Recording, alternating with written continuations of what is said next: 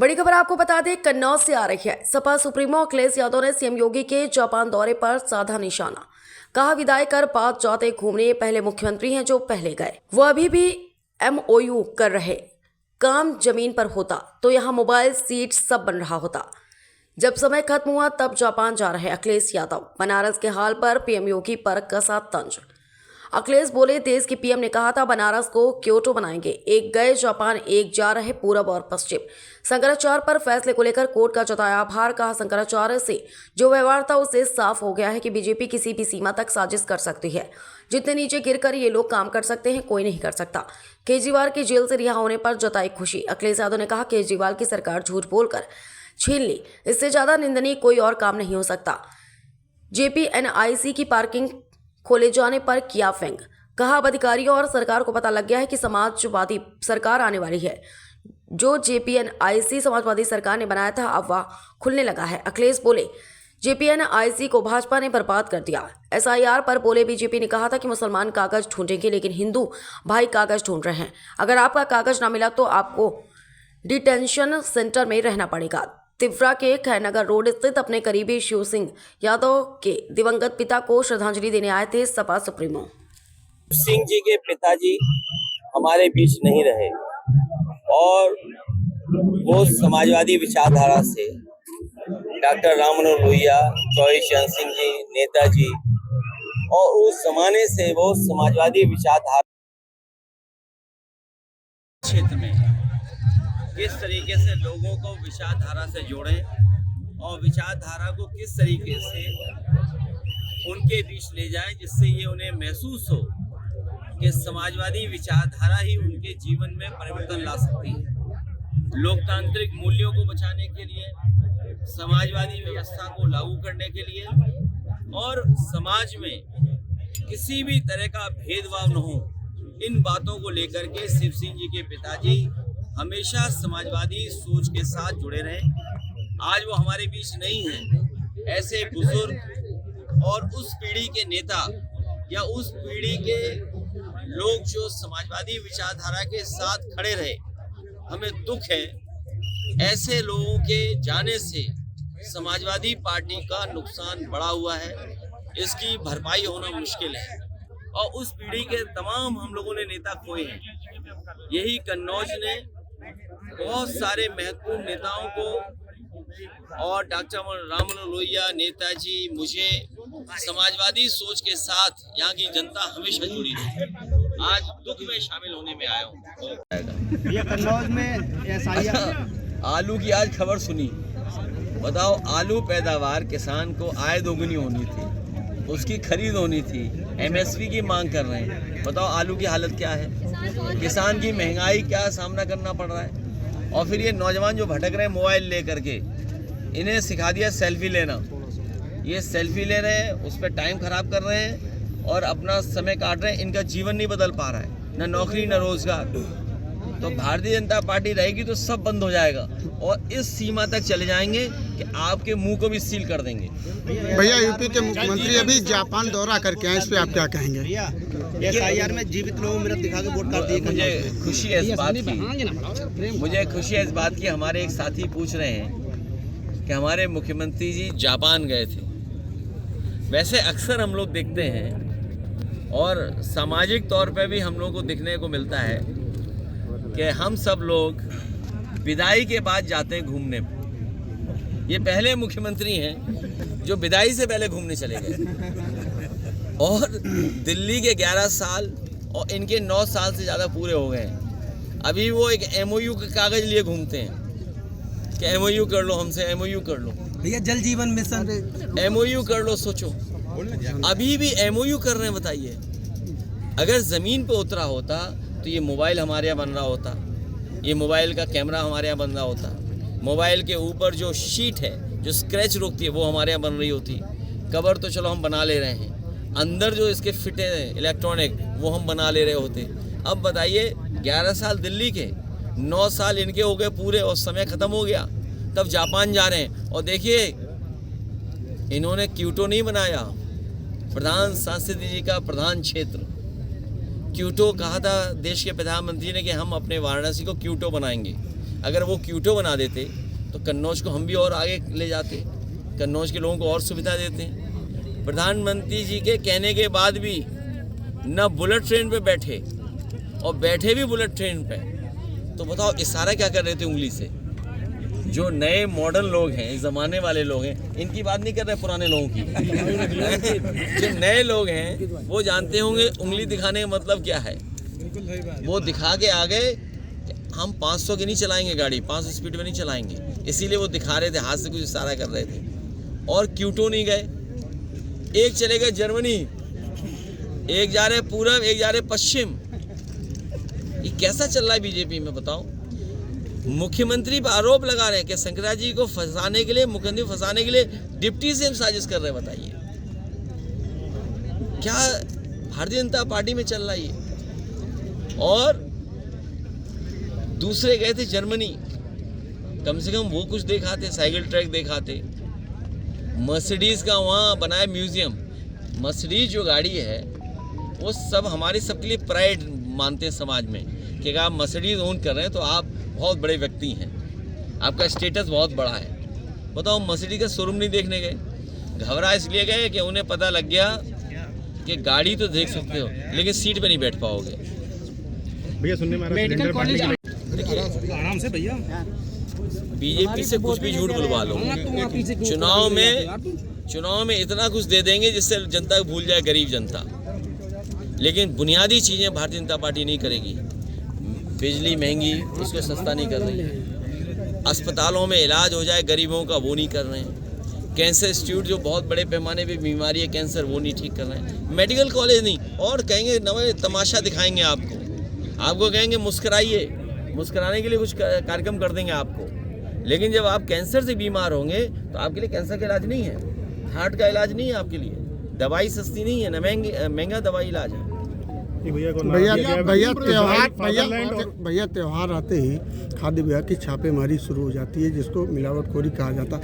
क्या साल भर मिलावटखोरी नहीं होती, इस पर क्या कहेंगे? इस पर कुछ मत कहो, वही ठीक है। जल जीवन मिशन भैया, मिलावट ना हो इसके लिए हम लोगों को डे 1 से काम करना पड़ेगा।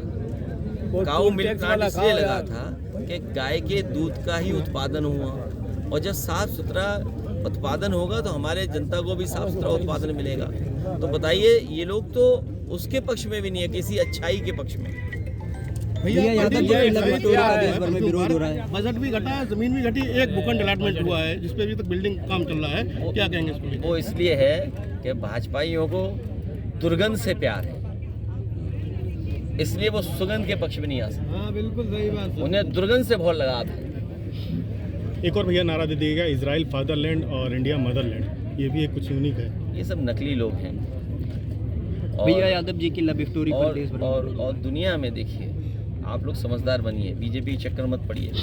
बीजेपी आपको धोखा देती है, झूठ बोलना चाहती है। भैया आप दुनिया में हर देश से फ्री ट्रेड एग्रीमेंट कर रहे हैं।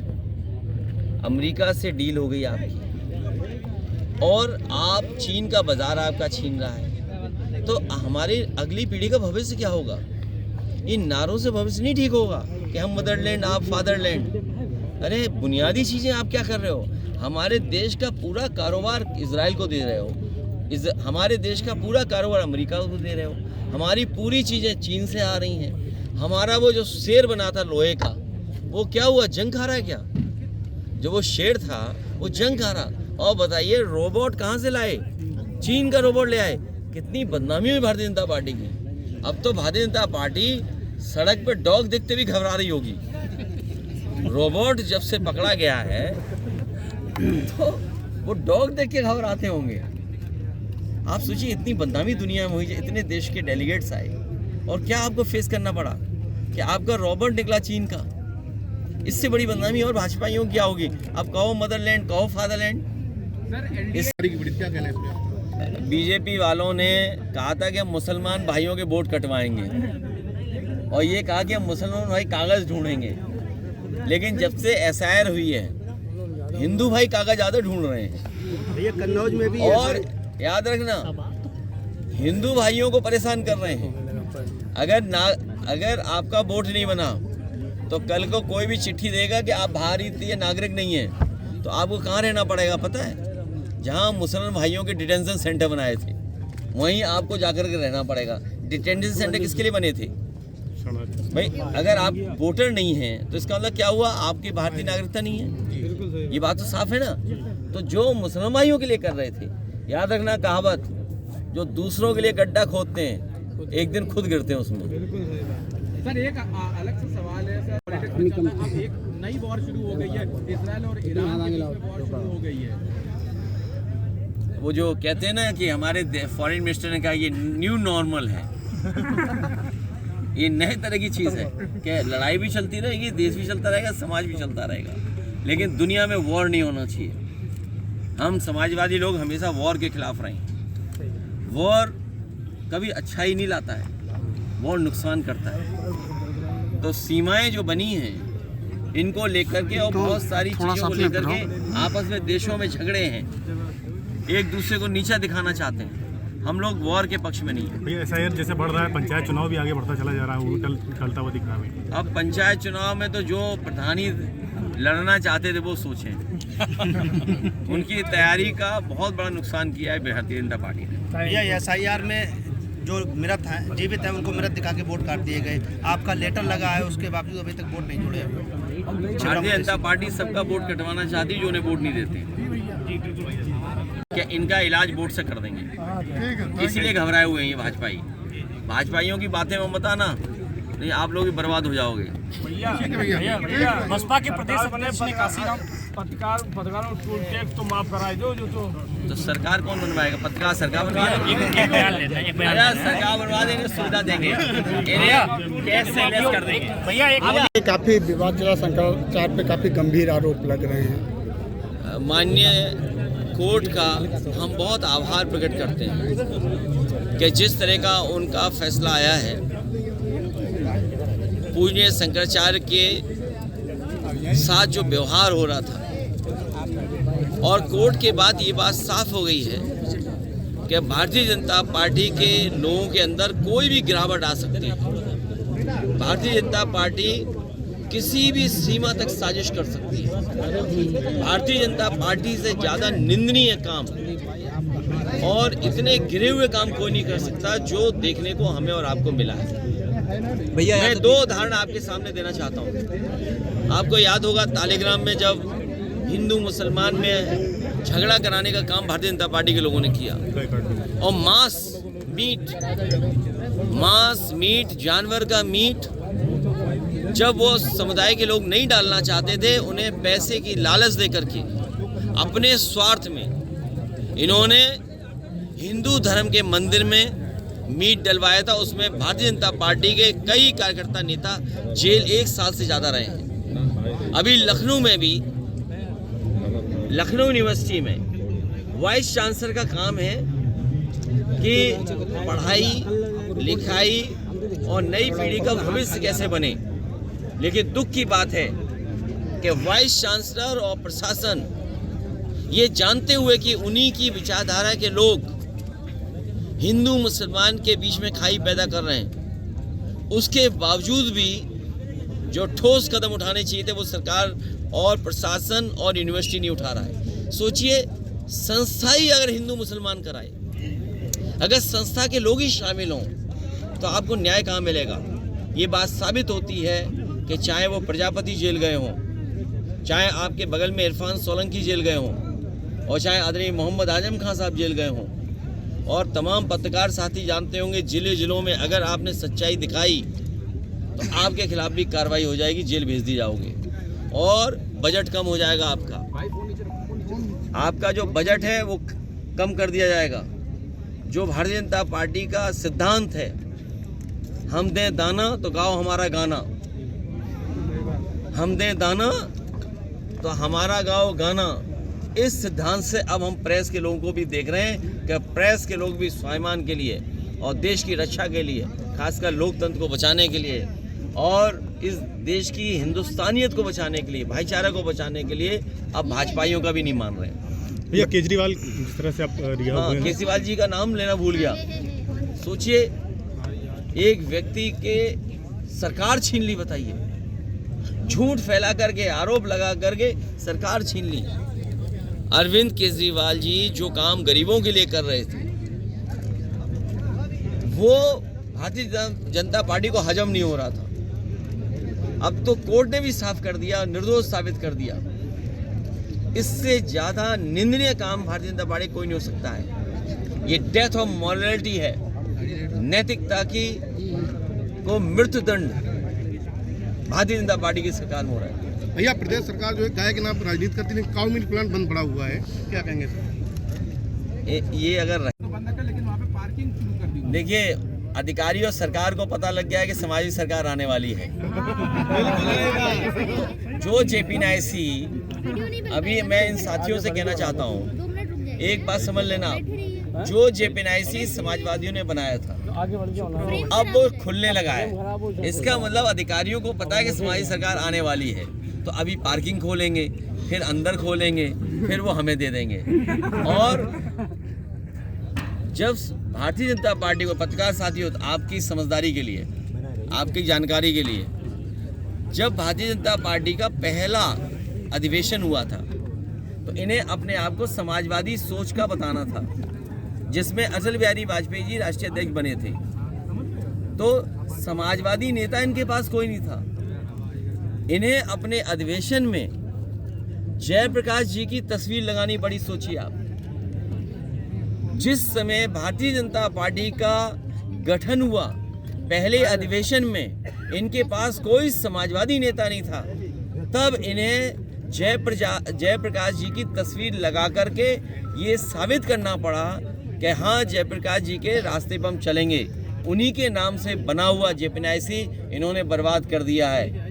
इनसे बड़ा धोखेबाज कोई नहीं हो सकता है। भैया पश्चिम बंगाल में तो बंद कर, लेकिन वहाँ पे पार्किंग शुरू कर दी। देखिए, अधिकारी और सरकार को पता लग गया है कि समाजवादी सरकार आने वाली है।